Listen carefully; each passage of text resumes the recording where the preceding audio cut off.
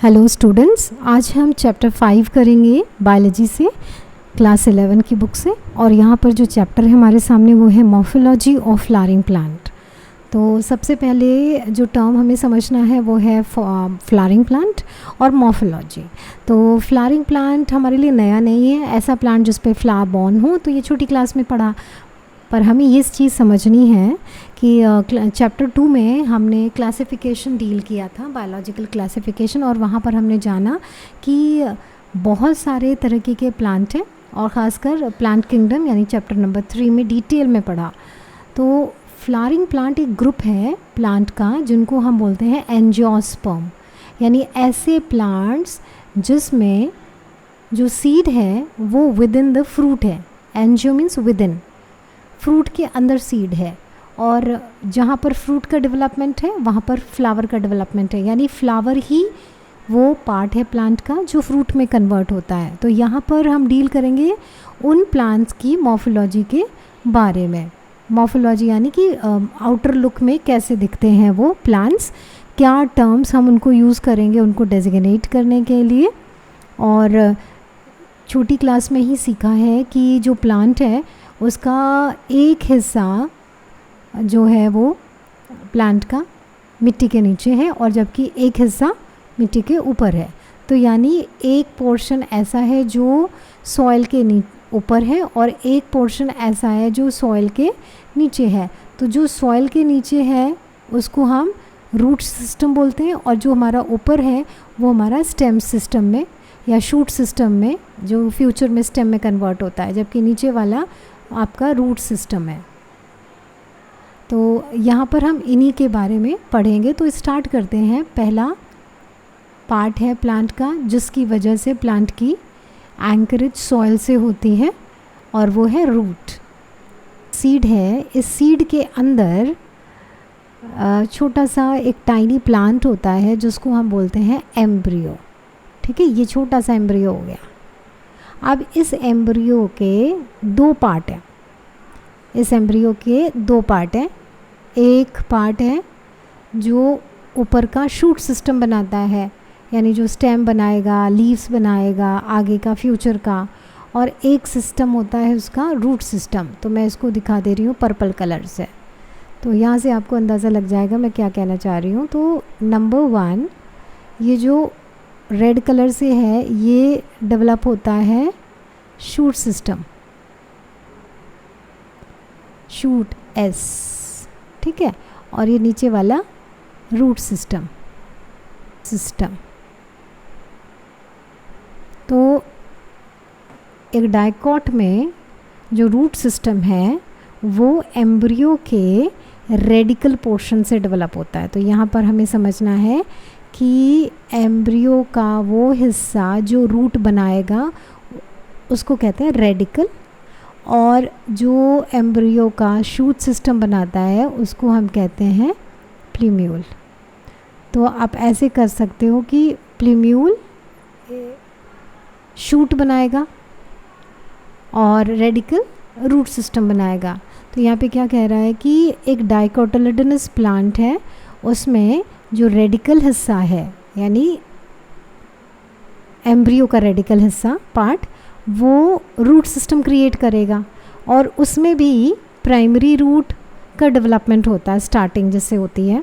और जब वो प्राइमरी रूट, मैं ऐसे कह दूँ ये प्राइमरी रूट की बात करूँ मैं, तो मैं लाइट ग्रीन नहीं डार्क ग्रीन, तो यानी कि जो रेडिकल एम्ब्रियो का है उससे प्राइमरी रूट का डेवलपमेंट होता है। तो मान लो ये प्राइमरी रूट है, और इस प्राइमरी रूट के लेटरल साइड में लेटरल रूट्स का डेवलपमेंट होता है, लेटरल रूट से टर्चरी रूट्स का डेवलपमेंट होता है, सेकेंडरी देन टर्चरी। तो कुल मिला के आपका रूट का सिस्टम तैयार हो जाता है। अब यहाँ पे ये क्या कह रहे हैं कि ये जो रेडिकल से डेवलप किया हुआ प्राइमरी रूट सिस्टम है along with lateral, secondary and tertiary, ये सारा कॉन्स्टिट्यूट करता है हमारा टैप रूट सिस्टम। यानी कि ये पूरा का पूरा जो कंप्लीट स्ट्रक्चर क्रिएट हो रहा है इसी को हम टैप रूट सिस्टम कहते हैं। अब इस टैप रूट सिस्टम में कहाँ कहाँ देखने को मिलता है। तो एक डाइकोट प्लांट के एग्जांपल के तौर पे इन्होंने यहाँ पे एक मस्टर्ड का प्लांट दिखाया है। एक मस्टर्ड का प्लांट आप देखते हो कि रूट है, इसमें जो रूट सिस्टम है वो कौन सा है, टैप रूट सिस्टम। तो मोस्टली अब आपके लिए अंदाज़ा लगा सकते हो कि डाइकोट प्लांट में जो रूट सिस्टम है वो टैप रूट सिस्टम है, यानी कि प्राइमरी रूट है जो कि रेडिकल से डेवलप हुई है, और लेटरल रूट्स हैं उसमें जो डेवलप हो रहे हैं, जो और ब्रांचिंग करके डेवलप होता है और नेटवर्क तैयार करता है।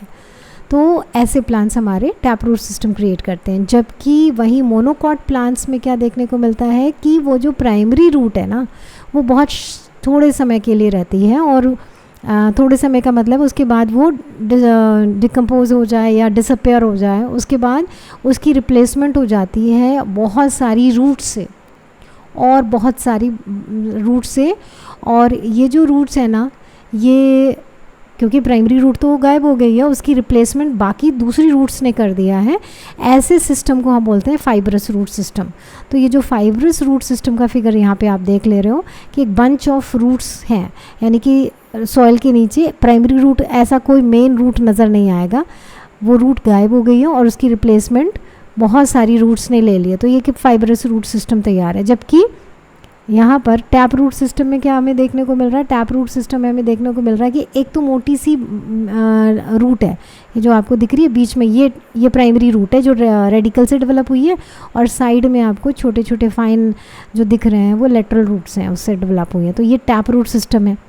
प्राइमरी रूट मिसिंग होता है, प्राइमरी जो रेडिकल से डेवलप होता है वो फाइब्रस रूट सिस्टम में देखने को नहीं मिलेगी, और ये कहाँ मिलती है, ये मोनोकॉट प्लांट्स में।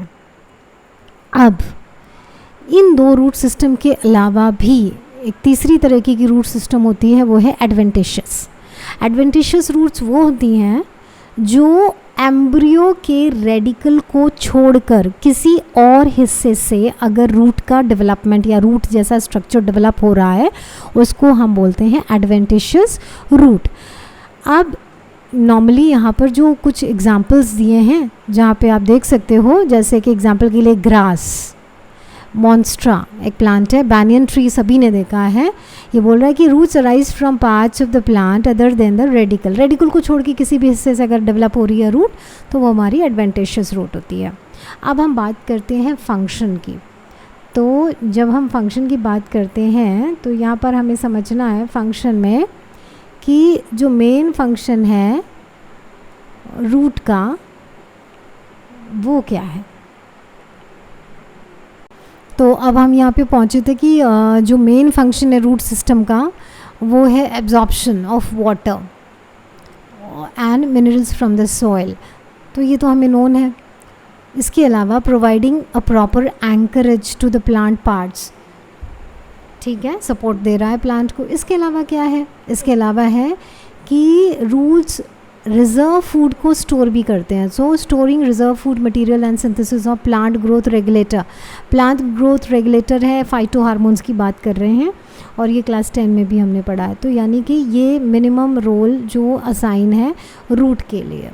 अब हम पढ़ेंगे यहाँ पर रीजन्स ऑफ द रूट, यानी कि अगर हम रूट्स की स्ट्रक्चर को स्टडी करें, अगर आप यहाँ डायग्राम देखोगे ना, इस वाले डायग्राम में देखोगे ना, तो हम टिप इसकी रूट की देखें, इन स्ट्रक्चर्स को स्टडी करें, ये इन स्ट्रक्चर्स को डिटेल में, तो हम क्या पाएंगे, हमें क्या दिखेगा इसमें। तो सबसे पहले जो स्ट्रक्चर है रूट सिस्टम का वो क्या बोलता है कि अगर आप किसी भी रूट में देखोगे तो उसकी टिप पर आपको एक छोटा सा कवरिंग स्ट्रक्चर, थंबल लाइक स्ट्रक्चर, जिसको बोला गया है रूट कैप, और इस रूट कैप का काम है कि ये रूट की जो टिप है उसको प्रोटेक्ट करता है, क्योंकि वहाँ पर कौन प्रेजेंट है, वहाँ पर प्रेजेंट है स्पेशल सेल्स, मेरिस्टेमेटिक सेल्स, यानी रीजन ऑफ मेरिस्टेमेटिक एक्टिविटी का मतलब ऐसे सेल्स जिनका काम है सेल डिवीजन करना। तो क्योंकि वहाँ सेल डिवाइड करता है तो वो सेल्स बहुत डेलिकेट हैं, उनकी प्रोटेक्शन के लिए रूट कैप प्रेजेंट होता है। अब ये जो मेरिस्टेमेटिक रीजन वाले जो सेल्स होते हैं, ये सेल्स कैसे होते हैं, the cells are very small, thin walled and with a dense protoplasm. ये खासियत है इन सेल्स की। और उसके बाद इनका एक ही काम है, they are going to divide repeatedly, ये लगातार डिवाइड करते रहेंगे, ये इनका फंक्शन है। जबकि the cells proximal to the region, यानी कि ये जो रूट कैप है इसके प्रॉक्सिमल रीजन, यानी हम इस रीजन की बात कर रहे हैं, तो ये हो गया रूट कैप। इसके पीछे आपको दिख रहा है जस्ट यहाँ पर मेरिस्टेमेटिक एक्टिविटी वाले सेल्स दिख रहे हैं, ये यहाँ पर, कि जो रीजन है जो सेंसिटिव है, क्यों सेंसिटिव है, क्योंकि वहाँ पर प्रेजेंट है मेरिस्टेमेटिक एरिया, और इस मेरिस्टेमेटिक एरिया में प्रेजेंट हैं ऐसे स्पेशल सेल्स जिनका काम है सेल डिवीज़न करना। अब ये जब सेल डिवीज़न करता है तो इसको चाहिए सुरक्षा, और इसको सुरक्षा देता है रूट कैप। तो यहाँ पर देख सकते हो दिया हुआ है कि जो रूट है ना, it is covered at the apex, उसके सबसे टिप वाले रीजन पे एक थिम्बल लाइक स्ट्रक्चर प्रेजेंट है जिसको कहा जाता है रूट कैप, और इसका काम होता है कि वो रूट के टेंडर पार्ट को, एपेक्स को प्रोटेक्शन देता है फ्रॉम द सॉइल, क्योंकि सॉइल उसके लिए हार्ड है। अब इसी रूट कैप के कुछ मिलीमीटर पीछे आपको मिलेगा, जस्ट कुछ मिलीमीटर पीछे, यानी यहाँ पर ये वाला हिस्सा बात कर रहे हैं हम, पहला हिस्सा, the region of meristematic activity, इसका काम है सेल डिवीज़न करना।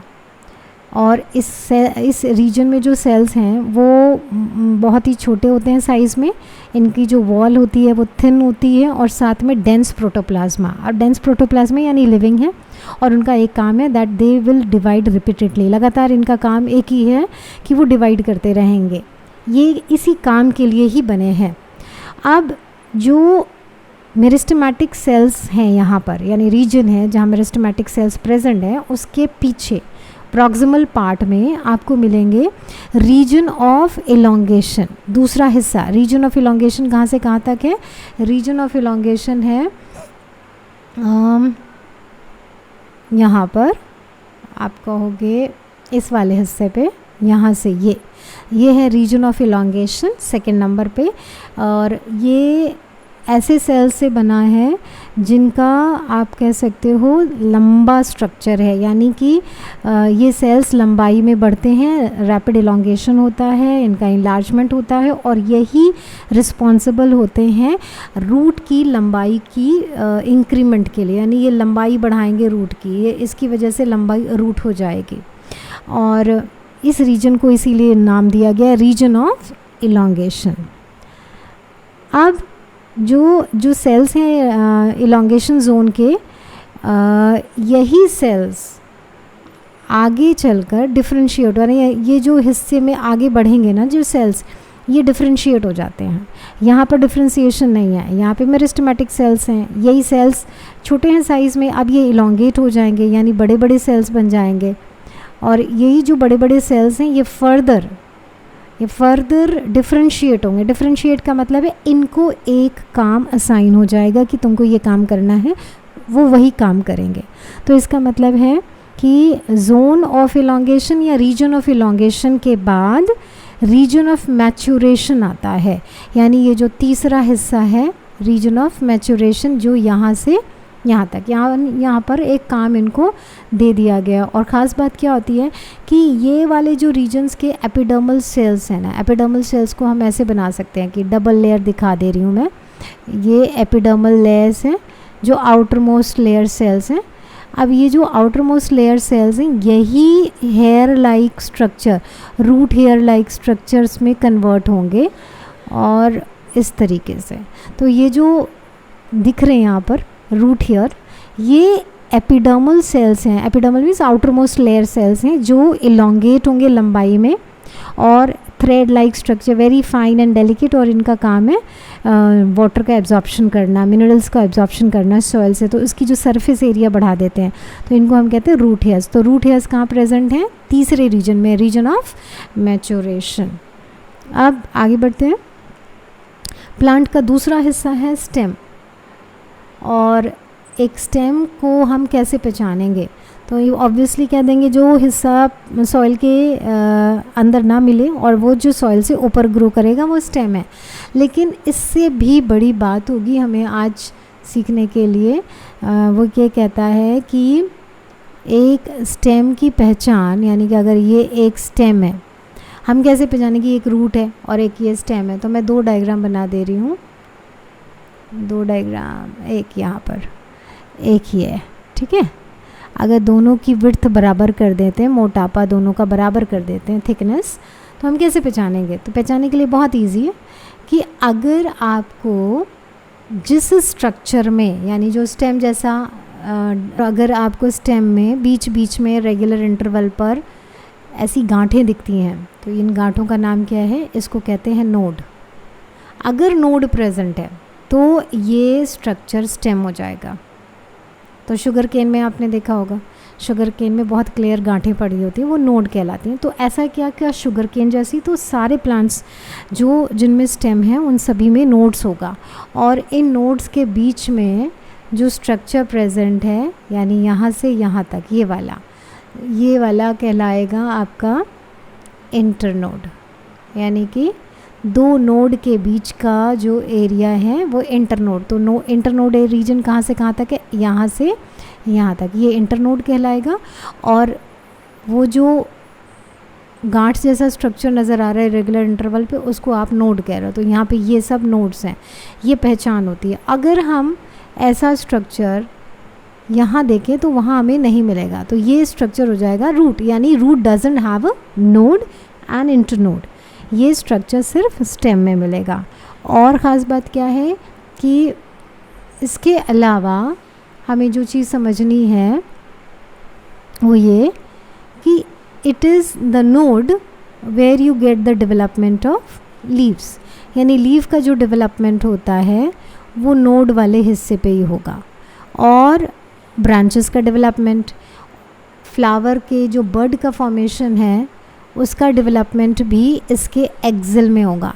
तो अगर मैं कह दूं कि एक छोटा सा फ्लावर का या बर्ड का फॉर्मेशन भी इसी नोड और लीफ के बीच में, एंगल में, एक्सिल में होगा, तो ये जो बर्ड होगी जो एंगल पे लाई करेगी उसको कहते हैं एक्सिलरी बर्ड, जबकि टर्मिनल बर्ड वो होती है जो टिप पे लाई करती है, यानी एक्सिल पे नहीं। प्लांट की ग्रोथ जहाँ पे हो रही है, जो सबसे ऊपरी वाला हिस्सा है, वहाँ पर अगर बर्ड का डेवलपमेंट हो रहा है तो वो टर्मिनल कहलाता है।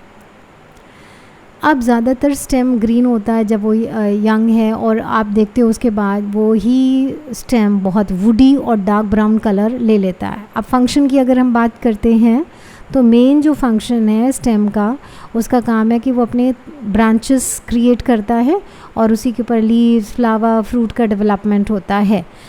तो ये तो होगी छोटी सी बात, लेकिन सबसे मेन है स्टेम का काम है कि ये वाटर मिनरल्स को कंडक्ट करता है, और साथ में दिया फोटोसिंथेसिस का मतलब है जो फूड वो बनाता है, यानी कि शुगर या स्टार्च कह लो, उसको ट्रैवल कराना, उसको कंडक्ट कराना, प्लांट के हर हिस्से में पहुंचाना। इसके अलावा कुछ स्टेम स्टोरेज का भी काम करते हैं, जैसे कुछ रूट्स भी काम करती हैं, वैसे ही ये भी करते हैं। जैसे हमारा सबसे एक्सेलेंट एग्जांपल है पोटैटो। सो पोटैटो एक स्टेम है, ट्यूबर, ठीक है, और ये जो ट्यूबर है इसमें फूड स्टोर है, तो इसका काम ये है। इसके अलावा सपोर्ट का काम करता है स्टेम, प्रोटेक्शन और वेजिटेटिव प्रोपगेशन में भी ये रोल प्ले करता है। अब हम आ जाते हैं अगला लीफ पे। तो ये सबसे ही इम्पॉर्टेंट पार्ट है प्लांट का, लीफ। रीज़न उसका सिंपल सा है कि अगर लीफ ना होती तो आज हमारी अर्थ के ऊपर फूड ना होता। तो लीफ क्या चीज़ है? लीफ एक लेटरल का मतलब है साइड में स्ट्रक्चर, तो जनरली फ्लैटेंड है स्ट्रक्चर, चपटा, और ये स्टेम के ऊपर प्रेजेंट होता है, तो कभी भी लीफ रूट में नहीं होगी, ये अंडरस्टूड है। फिर इसका डेवलपमेंट कहाँ पे होगा? नोड पे, जो अभी जिक्र किया है। Bears a bud in its axil, ये भी बता दिया है कि इसके एक्सिल में एक बर्ड डेवलप होगी, उसी बर्ड को हम एक्सिलरी बर्ड कहेंगे, जो डेवलप हो सकती है, कन्वर्ट हो सकती है ब्रांच में। Leaves originate from the shoot apical meristem. अब ये चीज़ क्या है कि जो लीव्स है ना वो शूट के एपिकल मेरिस्टम से डेवलपमेंट होता है, and they are arrange in acropetal order. अब एक्रोपिटल ऑर्डर क्या होता है? एक्रोपिटल ऑर्डर होता है कि किसी भी स्ट्रक्चर पे जहाँ पर अगर ये स्टेम है उसके ऊपर जो डेवलपमेंट का पैटर्न है वो है कि सबसे पहले जो लीफ का अगर डेवलपमेंट हो रहा है सबसे बेस पे हो रहा है, उसके बाद जैसे जैसे उस प्लांट की स्टेम की हाइट बढ़ रही है तो नए स्ट्रक्चर्स जो उससे छोटे छोटे हैं वो बाद में डेवलप हो रहा है, और उससे छोटा स्ट्रक्चर और बाद में, यानी टिप पे, और आप ऊपर जाओगे तो और छोटा स्ट्रक्चर और छोटा। तो यानी ये जो पैटर्न है, एक्रोपिटल का मतलब है बड़ा पार्ट सबसे नीचे और सबसे यंग वाला, यानी ये हो गया ओल्डर। अगर ये बर्ड है, फ्लावर है, तो हम बोल देंगे ये ओल्डर फ्लावर नीचे, और अगर टिप पे बात करेंगे तो यंगर फ्लावर टिप पे। तो ये एक्रोपिटल सक्सेशन कहलाता है। चलो बच्चों आगे बढ़ते हैं कि एक लीफ की बात अगर हम करते हैं तो यहाँ पे एक टिपिकल सा डायग्राम बना रखा है। अब आप देख सकते हो कि इस लीफ का जो बेसल स्ट्रक्चर है वो थोड़ा सा यूनिफॉर्म है, यानी कि बिना किसी डेंटेशन के। आगे आप देखिएगा यहाँ पर ये जो स्ट्रक्चर्स हैं ना थोड़े से पैटर्न के साथ हैं, इन पैटर्न्स को हम कहते हैं डेंटिशन। तो हर तरीके की लीफ आपको देखने को मिलेगी। तो इसका जो डायमेंशन है, इस डायमेंशन को हम कहेंगे लमाइना। तो लीफ का ये जो पूरा एरिया है लमाइना कहलाता है। अब लमाइना एक तरफ और दूसरी तरफ है उसका बेस। तो यानी कि एक लीफ की अगर हम बात करते हैं तो ये कंप्राइज होता है 3 हिस्सों से। 3 हिस्सों में कौन कौन से हैं? एक तो हो गया लीफ बेस, दूसरा हो गया वो अटैचमेंट पॉइंट जिसकी वजह से लीफ स्टेम से अटैच होती है, उसको कहते हैं पीटियोल, सेकंड पार्ट। और तीसरा है उसका लमाइना जिसका फंक्शन है सनलाइट को हार्वेस्ट करना। तो जो लीफ बेस है वो हिस्सा स्टेम से उसको अटैच करता है, और वहाँ पर इसी हिस्से में आप देखोगे 2 लेटरल स्मॉल, यहाँ पे दिया है देखो, 2 lateral small leaf like structures called stipules are present, जो कि लीफ बेस पे प्रेजेंट हो सकते हैं। अब लीफ बेस एक डाइकॉट प्लांट, ये जो लीफ है ना रेटिकुलेट वेनेशन की, छोटी क्लास 6 में भी पढ़ा है आपने, ये डाइकॉट प्लांट की खासियत होती है। और जबकि मोनोकॉट प्लांट की अगर हम बोलेंगे तो पैरेलल वेनेशन। तो आप नीचे देख ही पा रहे हो, इसको थोड़ा सा दिखाते हैं आपको। यहाँ पर ये 2 तरीके की लीफ हैं आपको जो दिख रही हैं। इसमें से ये जो बी फिगर है, ये है डाइकॉट प्लांट का जो लीफ है, रेटिकुलेट वेनेशन, एक जाल जैसा है जहाँ पे मेन मिडरिब है सेंटर में और साइड में वेन्स हैं। अब एक मोनोकॉट लीफ का जो वेनेशन स्ट्रक्चर होता है उसको कहते हैं पैरेलल। तो यहाँ पर पैरेलल वेन्स का अरेंजमेंट है, एक दूसरे से पैरेलल है। और इस लीफ बेस की खासियत क्या होती है? ये जो लीफ बेस होता है एक मोनोकॉट प्लांट में, वो एक शीट की कवरिंग बनाता है, जिसकी वजह से वो जो स्टेम है ना वो पार्शली कवर हो जाता है। तो मैं कहूँ अगर ये नोड है और ये डाइकॉट प्लांट ना होकर मोनोकॉट प्लांट की लीफ बेस है, तो वो क्या करता है कि इसका काफ़ी हिस्सा, एक तो लंबाई में लीफ होती है तो इसका जो काफ़ी हिस्सा लीफ ब्लेड उसको कवर करके रखता है। तो अब ये ख़ास होगी मोनोकॉट प्लांट की। वहीं दूसरी ओर बोल रहा है कि लेगुमिनस प्लांट है जहाँ पर जो लीफ बेस है ना वो स्वॉलन हो सकता है, थोड़ा सा साइज़ में बड़ा, स्वॉलन सा लगेगा, इसको हम बोलते हैं पल्विनस। और जो पीटियोल का काम है वो ये काम करता है कि वो लीफ के ब्लेड को, ये जो लीफ ब्लेड है लमाइना है, उसको होल्ड करके रखता है ताकि इसको प्रॉपर सनलाइट का एक्सपोजर मिल सके। और साथ में ही ये जो लंबा पीटियोल है उसको मूवमेंट में हेल्प करता है, एयर करंट के मूवमेंट में हेल्प करता है, जिसकी वजह से जो लीफ है इट ब्रिंग्स, इसकी मूवमेंट क्या होती है, ब्रिंग करता है फ्रेश एयर को लीफ सरफेस के कांटेक्ट में। तो इसी की वजह से हमें पेड़ों के नीचे आपने देखा होगा कि जब लीफ का मूवमेंट होता है तो बहुत सारी एयर करंट मूव करती है। अब जो लमाइना है ये वो हिस्सा है जो फोटोसिंथेसिस करता है, और हमने दोनों की जिक्र कर ली है कि ये जो मिडल वाला पोर्शन मिडरिब है ना, दोनों की पैरेलल वेनेशन में कैसा है और रेटिकुलेट वेनेशन में कैसा है। तो यहाँ पे ये वाला नेटवर्क वाला रेटिकुलेट जाल वाला वेनेशन है, और जो हमारा दूसरी तरफ है ना जहाँ पैरेलल लाइंस दिख रही हैं वेन्स की, ये कहलाता है पैरेलल वेनेशन। तो इसके बारे में पीछे आगे ज़िक्र किया गया है, उसको हम अभी शॉर्ट ब्रीफली ले रहे हैं। तो यहाँ पे आप देख पा रहे हो कि जो वेन्स है ना, इनका काम है कि वो लीफ ब्लेड को एक रिजिडिटी स्ट्रक्चर प्रोवाइड करता है, साथ में ही एक चैनल बनाता है जिसकी वजह से वाटर, मिनरल्स और फूड मटेरियल का ट्रांजैक्शन होता है, ट्रांसपोर्ट होता है। अब ये जो लीफ का शेप, उसकी जो मार्जिन है, मार्जिन कौन सी, जो आउटलाइन आप देखते हो, एपिक्स इसका जो टिप है और जो सरफेस है, और extent of incision of the lamina, इसका मतलब क्या है कि जो लमाइना का मार्जिन है ना, इसका जो इंसेशन है, इंसेशन का मतलब जैसे ये डेंटेशन हमने बोला था, तो ये इंसेशन कितना अंदर गया है उसके आधार पर हम डिफरेंट टाइप्स की लीफ भी स्टडी करेंगे। तो आगे बढ़ते हैं। ये वेनेशन की बात मैंने की थी, ये बता ही दी आपको। पैरेलल किस में है, मोनोकॉट में, और रेटिकुलेट है डाइकॉट में। तो ये छोटी क्लास में भी आपने पढ़ा था। अब हम बात करते हैं टाइप्स ऑफ लीव्स की।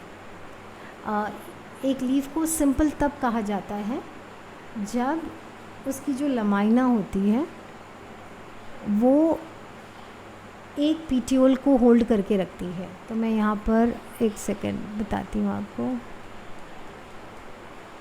एक सेकेंड।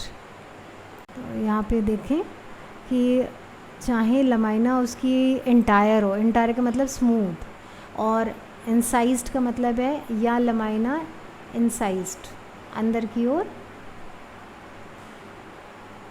डेंटिशन के साथ हो, और इस केस में the incision do not touch the midrib, इसका मतलब इंसिशन जो है मिडरिब को टच ना करे। तो दोनों तरीके से आपको देखने को मिलेंगे। अगर इंसिशन जो है वो लमाइना के मिडरिब तक पहुंचता है तो वो क्या करता है, उस लीफ को ब्रेक करता है छोटे से लीफलेट में। यानी मैं यहाँ पे जो बात कह रही हूँ वो ये है कि मान लो एक लीफ है, ठीक है, ये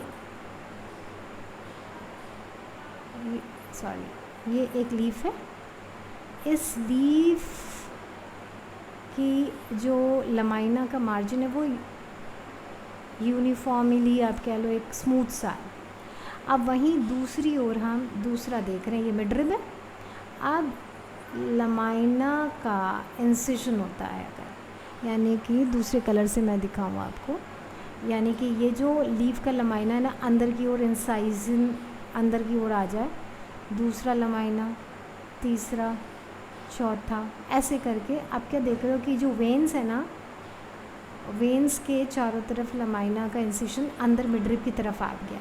अब वही जो लीफ थी वो कुछ इस पैटर्न में प्रेजेंट हो जाती है, ये ऐसे यूँ।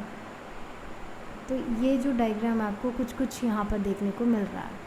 तो ये डायग्राम जो दिया है वो नीम का दिया, वो ये कह रहा है कि अगर ऐसा होता है कि जो पीटियोल है, तो ये हो गया यहाँ से यहाँ तक पीटियोल। अब ये जो पूरा अगर हम यूनिफॉर्म करें लीफ, तो एक लमाइना बन गया, लेकिन अगर उसकी मार्जिन अंदर मिडरिब की ओर इंसाइज्ड हो जाती है तो हमको छोटी छोटी लीफलेट मिलेंगी। तो ये जो ये स्ट्रक्चर, हम इसको लीफ नहीं कहेंगे, हम इसको कहेंगे लीफलेट। और ये जो बीच में स्ट्रक्चर है जो कभी मिडरिब रहा, उसको हम बोलेंगे रैकिस। ये नॉमेनक्लेचर आपको समझना है। और अब ये जो लीफ है, अब ये सिंपल नहीं रही है। सिंपल लीफ कहाँ थी, सिंपल लीफ ये थी, ये एक सिंपल लीफ है जो हमें यहाँ दिख रही है, ये एक सिंपल लीफ है। लेकिन अगर उसकी मार्जिन अंदर मिडरिब की ओर आ जाती है तो यही सिंपल लीफ अब हमारी चेंज हो जाती है कंपाउंड लीफ में। तो यहाँ पे दो तरीके की लीफ दिखाई है, ये वाली है pinnately compound and this is palmately compound. दोनों में फ़र्क क्या है, दोनों में फ़र्क इतना है कि यहाँ पर जो इंसिशन है ना, वो इंसिशन अलग अलग लोकेशंस पर पहुँच रहा है। लीफ का अरेंजमेंट कुछ इस पैटर्न में आ रहा है। लेकिन अगर सभी का इंसिशन एक पॉइंट पर अगर हो जाता है, जो लमाइना का इंसिशन है, मैंने एक लीफ ये है सर्कुलर सी मैं बना दूँ, हर एक का इंसिशन एक ही पॉइंट पे पहुंच रहा है, तो एक आपको छतरी नुमा लीफ दिखेगी, इसको आप बोलोगे पाल्मेटली कंपाउंड लीफ। जबकि नीम का एग्जाम्पल है पिन्नेटली कंपाउंड लीफ का। तो दोनों का जिक्र यहाँ पे किया गया है। तो ये मैंने एग्जाम्पल दे दिया, पाल्मेटली कंपाउंड लीफ का एग्जाम्पल इन्होंने दिया है कि सिल्क कॉटन प्लांट के बारे में बोला गया है, वहाँ पर इसी पैटर्न में लीफ का अरेंजमेंट होता है। अब हम बात करते हैं क्या इनके अलावा भी लीफ का पैटर्न का अरेंजमेंट है, तो हाँ बिल्कुल है। तो यहाँ पर हमने दो पढ़ लिए, ये pinnately and palmately compound leaf. अभी हम आगे बढ़ रहे हैं फिलोटेक्सी में। There are 3 types of leaf pattern arrangement जो हैं डिस्कस किए हैं, ऑल्टरनेट, अपोजिट एंड वर्ल्ड। ये 3 अरेंजमेंट है, इनका डायग्राम भी यहाँ पर दिया है। अब आप देख सकते हो जैसे ऑल्टरनेट का पैटर्न होता है कि एक नोड पर एक लीफ, दूसरे नोड पे दूसरी, तो एक right then left, then right then left, इस तरीके से अरेंजमेंट होता है। और ये देखा गया है चाइना रोज़ में। चाइना रोज़ यानी हिबिस्कस प्लांट की हम बात करें, वहाँ पर ये पैटर्न देखने को मिला है। वहीं गुआवा के प्लांट में हमको जो मिल रहा है अरेंजमेंट पैटर्न वो अपोजिट है। तो यानी यहाँ पर अपोजिट गुआवा, अमरूद के पेड़ की लीफ का पैटर्न अगर आप स्टडी करोगे, और यहाँ पर ऑल्टरनेट, ये अरेंजमेंट यहाँ पर। एल्स्टोनिया एक प्लांट है और इसकी प्लांट की खासियत है कि इसकी हर नोड पर आपको एक वर्ल्ड अरेंजमेंट मिलेगा। वर्ल्ड अरेंजमेंट क्या होता है कि एक नोड पर चारों तरफ से लीव्स का अटैचमेंट पॉइंट, एक ये पॉइंट हो गया, आगे स्टेम और जाएगा तो ये सेकेंड नोड हो गया, इस पे भी इसी पैटर्न में। तो ये जो देखने को मिल रही है वो एल्स्टोनिया में, अपोजिट आपको गुआवा में मिलेगा और ऑल्टरनेट आपको चाइना रोज़। अब क्या करना है, क्या यही एक एक एग्जाम्पल नहीं, अब आप अपने चारों तरफ देखेंगे और प्लांट और लीफ का स्ट्रक्चर्स में क्या क्या पैटर्न देखने को मिलता है वो भी आप पता कर सकते हो कि कौन से प्लांट में कौन सा फिलोटैक्सी पैटर्न है।